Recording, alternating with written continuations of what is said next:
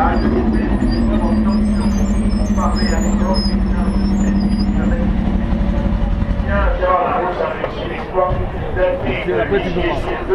la pure marche du podium en 1974. S'il ferme sa porte encore, allez-y.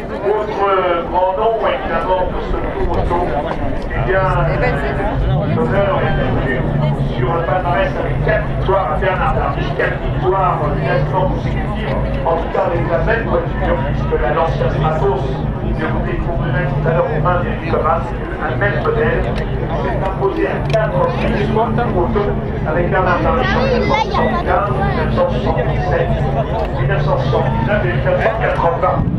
Alors la voiture à l'époque, Stratos, c'est bien, c'était une voiture qui avait été dessinée par Melton sous, je dirais, les conseils évidemment de l'ancien.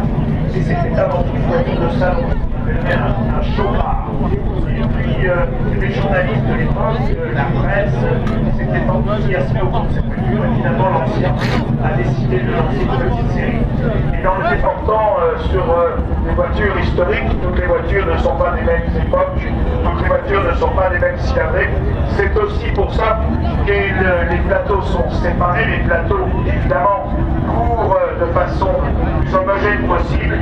Et sachez-le, eh bien, un classement à l'indice est également de mise. Alors le classement à l'indice, c'est très important. C'est les commissaires techniques en amont du circuit, en amont de l'épreuve, eh bien, qui affectent un coefficient qui tient compte de la cylindrée, mais également de l'âge de la voiture. Alors c'est évident, et vous le verrez tout à l'heure, il y a des voitures très anciennes, je vous parlais de la petite Oscar. Eh bien cette Oscar date de 1949, elle doit avoir, allez, 60 chevaux, 65 chevaux. Nous avons une 2 chevaux, et oui, 2 chevaux, parce que là, 2 chevaux est éligible. Eh bien tout à l'heure, vous verrez une 2 chevaux, eh bien il est évident qu'il est difficile de lutter quand vous avez une 2 chevaux sur le circuit du CTS contre une Jaguar Mark 1, par exemple. Eh bien sachez-le, il y a un coefficient, on appelle ça l'indice, et ça existait depuis de très nombreuses années, et ça a été remis au bout du jour, bien sûr. Gérard est passé, je dirais, à la taille au-dessus. Il disputera, vous verrez tout à l'heure, sur le plateau numéro 4, eh bien, la course au volant d'une Porsche 911 2 litres.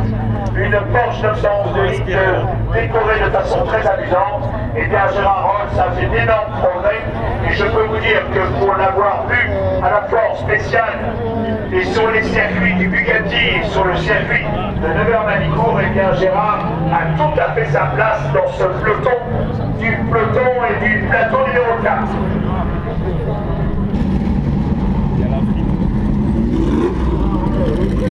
Je dirais de se pousser, de laisser passer les leaders. Il s'agit de ne pas faire de faute car évidemment ça serait malheureux qu'un attardé empêche le bon déroulement des leaders et de la course des leaders car ça va beaucoup très vite devant et vous pouvez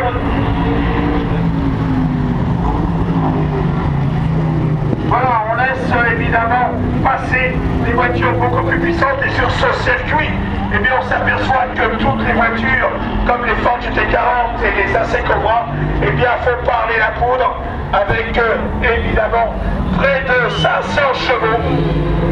Je vous rappelle que les plus puissantes eh bien, sont pas loin des 500 chevaux et avec une vitesse de pointe qui avoisine les 280 km/h. Voilà un petit peu pour les Ford GT40 et les AC Cobra